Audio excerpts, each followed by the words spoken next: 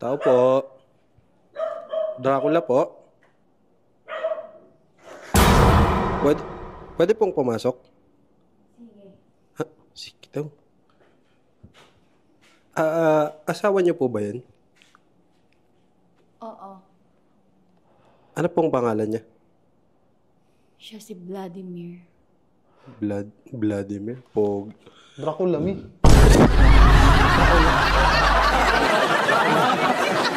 So, paano po kayo nabubuhay dito? Kumakain kami ng tao, tsaka umiinom kami ng dug. Ano bang ginagawa mo dito? Mag-i-interview lang sana, boss. Ano kasi namin to sa research namin sa school ba? Anong oras na? Ng visto. Hindi ka ba hinahanap ng magulang mo? Kasi, ganitong oras doon lumalabas yung mga Dracula Mukha, baka may Dracula. Sabi dito daw po matatagpuan yung mag-asawang Dracula. Hindi totoo yun. Ano po ba kayo? Ordinary family.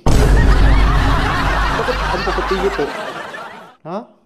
Ang puputi niyo parehas. Nagpapagluta kasi kami. Galing na akong Everest. Galing ka, Everest? Galing ako Kayo dun, po ba? Galing ako sa sayawan. Ano sabi mo galing ka sa yawan? Ay, patay. Ano yung away mag-asawa? Hindi. Ba't nakapayong po kayo sa loob? Mainit po ba? May inaabangan kasi ako. Ha? Alam mo nang inaabangan ko? Ano? Ulan. Kasi yung bubong namin, ano ba? Tumutulo dito ba? Tumutulo yung bubong. Okay. Kinakabahan naman po kasi ako Medyo ano kayo Ano pong pinagkakaabala niyo po sa buhay mag-asawa? Kumain.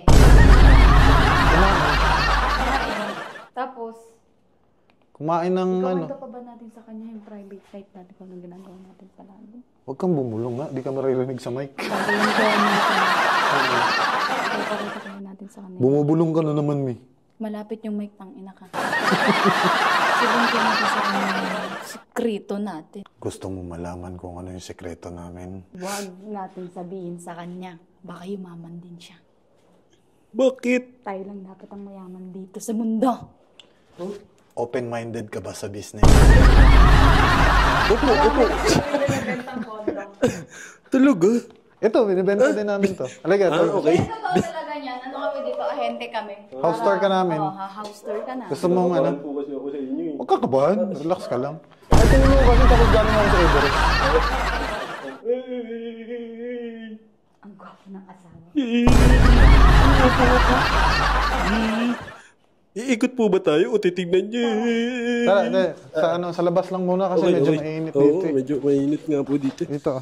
Okay. Boat.